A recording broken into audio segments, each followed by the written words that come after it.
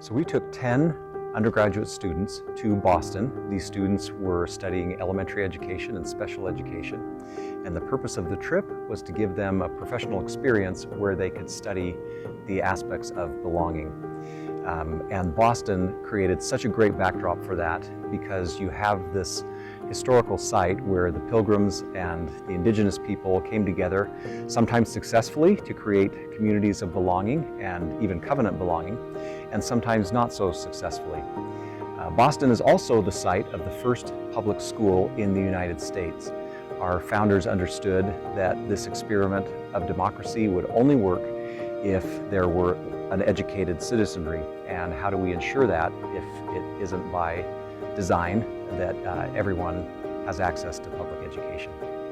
And so something that I want to take to my future classroom is that idea of setting aside my self-interests for the common good of the classroom, to create a commons where my students can feel safe and heard and can pursue their learning in a way that it makes them feel belonging and value.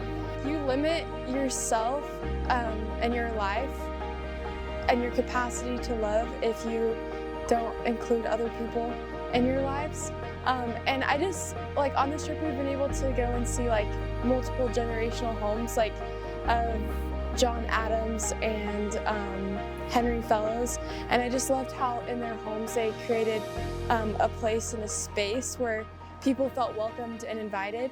And that's the kind of classroom I want to have, is anyone is welcome and loved and invited. We talk a lot about coming together as one and creating this sense of belonging and the sense of unity amongst all of our differences. And that's exactly what so many of these people were able to do.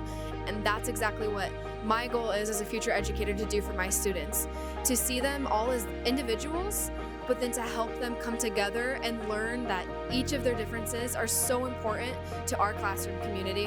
One of the biggest things I've learned is that belonging is not a formula. It's really about individual relationships with each of your students and about Heavenly Father's individual relationship with each of us, and that we belong to Him.